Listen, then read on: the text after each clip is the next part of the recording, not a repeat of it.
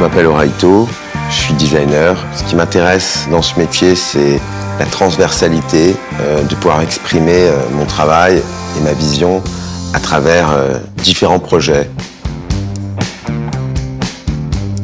Renault, c'est une marque qui fait partie de la mémoire collective. Étant français, j'ai vraiment grandi avec ce losange, avec le design de ce logo fait par Vasarely, qui est un de mes artistes préférés. J'aime l'idée du savoir-faire, j'aime l'idée de l'histoire, de la légitimité. C'est ce que j'ai beaucoup aimé dans notre partenariat avec Renault. On m'a présenté la R17 et c'est vrai que j'ai été très séduit par cette voiture car il y avait pas mal de codes qui définissent mon travail. J'ai eu l'occasion de travailler sur des automobiles qui correspondaient à des problématiques, que ce soit une problématique de circulation, de taille, de mobilité. En ce qui concerne ce projet, c'est plus un poème, c'est plus une vision artistique, presque je dirais cinématographique de l'automobile. Ce qui m'intéressait dans ce programme Resto Mode, c'est vraiment l'idée de revisiter une icône. Pour moi, le challenge, c'était de la rendre encore plus monobloc que ce qu'elle n'était, d'essayer d'harmoniser les volumes, les différentes parties de la voiture. Au-delà du design, nous avons également étendu le concept du Resto Mode au moteur avec une solution 100% électrique, performante et dans l'air du temps. Je partais d'une bonne base quand même, c'est-à-dire que la base de la R17 est très intéressante. Je retrouvais mes codes déjà dedans.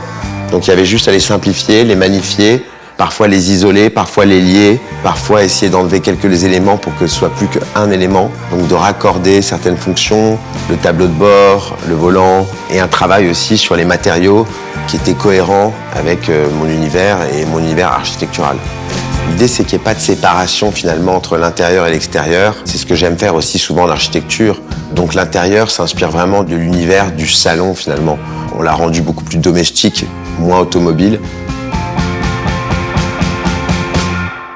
C'était une première, j'ai adoré collaborer avec les équipes de chez Renault. C'est un travail d'équipe, mais là, c'est des grosses équipes. Il y a eu tout de suite une compréhension, une vision commune.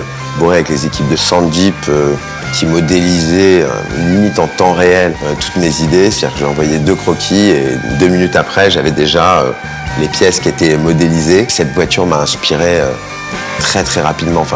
Et Gilles a adhéré, je dirais, de manière quasi automatique à la vision que j'avais sur cette voiture. Une voiture, ça peut prendre des années. Là, on est sur un temps de 6 mois. Il y a tout ce travail de réflexion et il y a aussi ce travail de peur où on se dit est-ce que c'est le bon choix? Là, on n'a pas ce temps-là. Donc il faut pouvoir être assez direct et c'est assez stimulant comme manière de travailler.